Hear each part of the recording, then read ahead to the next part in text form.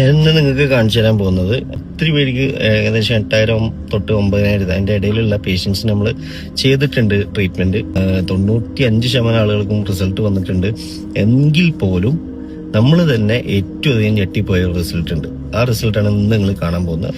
വലിയ പ്രായമൊന്നുമില്ല, 41 വയസ്സ് 42 വയസ്സ് ആ ഒരു ഏജേ ഉള്ളൂ. അതൊന്ന് കാണാം. കുറച്ച് മുന്നേ തന്നെ എനിക്ക് ഹെയർ ഫോൾസ് ഉണ്ടാവുകയും കുറെ കാലങ്ങൾക്ക് മുന്നേ തന്നെ അത് സ്റ്റാർട്ട് ആവുകയും അത് ഗ്രാജുവലി കൂടി വന്നു. എൻ്റെ തലയിലെ നല്ല രീതിയിൽ എനിക്ക് ഹെയർ ലോസ് ഉണ്ടായി, ചില കഷണ്ടിയായി മാറി.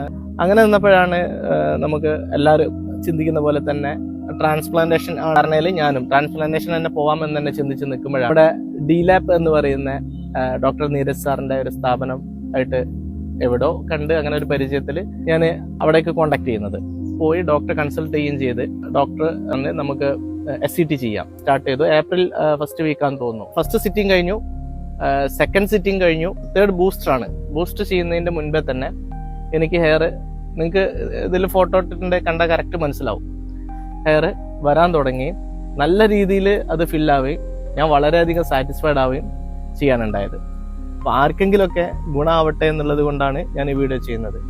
എന്തായാലും വളരെയധികം നന്ദിയുണ്ട് doctor Neeraj sir and DLAP. Thank you.